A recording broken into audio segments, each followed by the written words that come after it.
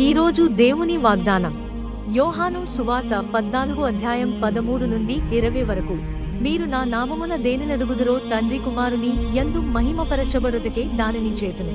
నా నామమున మీరు నన్నేమి అడిగినను నేను చేతును. మీరు నన్ను ప్రేమించిన ఎడల నా ఆజ్ఞలను గైకొందురు. నేను తండ్రిని వేడుకొందును, మీ యొద్ద ఎల్లప్పుడూ నుండుటకే ఆయన వేరొక ఆదరణకర్తను, అనగా సత్యస్వరూపియగు ఆత్మను మీకనుగ్రహించును. లోకము ఆయనను చూడదు, ఆయనను ఎరుగదు గనుక ఆయనను పొందనేరదు. మీరు ఆయనను ఎరుగుదురు. ఆయన మీతో కూడా నివసించును, మీలో ఉండును. మిమ్మును అనాథలనుగా విడువను, మీ యొద్దకు వత్తును. కొంతకాలమైన తరువాత లోకము నన్ను మరి ఎన్నడూనూ చూడదు, అయితే మీరు నన్ను చూతురు. నేను జీవించుచున్నాను గనుక మీరును జీవింతురు.